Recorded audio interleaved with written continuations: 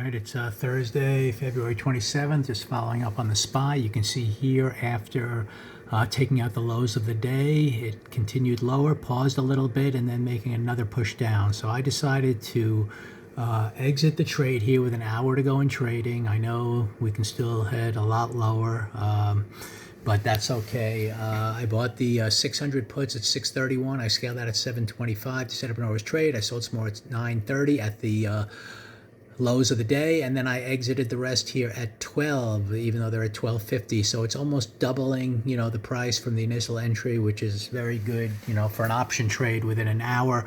And what's interesting here is between the blue lines, we're coming to a gap on the daily chart. Now, once we kind of took out the lows of the day and this pivot point, and we're heading down towards, potential broadening area all the way down here, our next target's back on the chart is between the blue lines and this gap.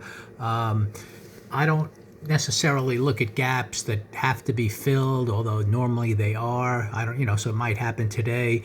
I see them as potential targets, and then I see relative to the context is kind of be a reversal area, So while it might be a pause area here, given the context is more the weekly chart closing red and getting through this pivot and maybe starting down in the bigger picture, I just see this gap more as a pause area versus more of a, a reversal area, although you never know for sure. So anyway, once we hit that low of the day and low of 2 days ago, it was the next target here was into this gap. So we're kind of in the midway point of this gap at the moment, intraday. So it's possible, after a kind of one push down, pause, second push down, maybe we hold in here with an hour to go in trading. Of course, you can go bar by bar, and if this stays red and then the next bar follows the red and red, you can kind of hold on that way.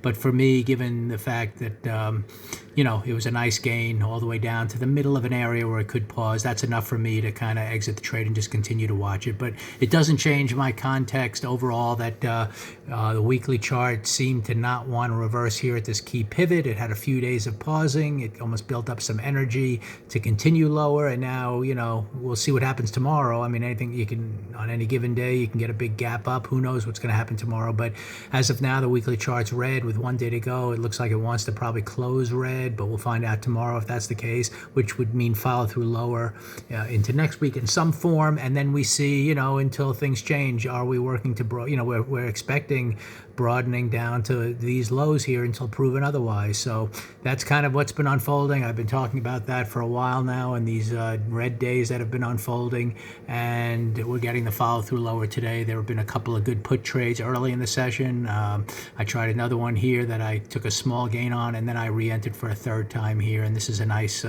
trade with gains all the way down, to the middle of a gap area, which it could be a little support, in the two pushes down on the day. So good trading here on the SPY to the downside. We'll see now, you never know what's going to happen within the last hour here and what's going to happen on Friday. But for now, like I said, it looks like we're breaking through a key pivot and working towards lower lows until proven otherwise.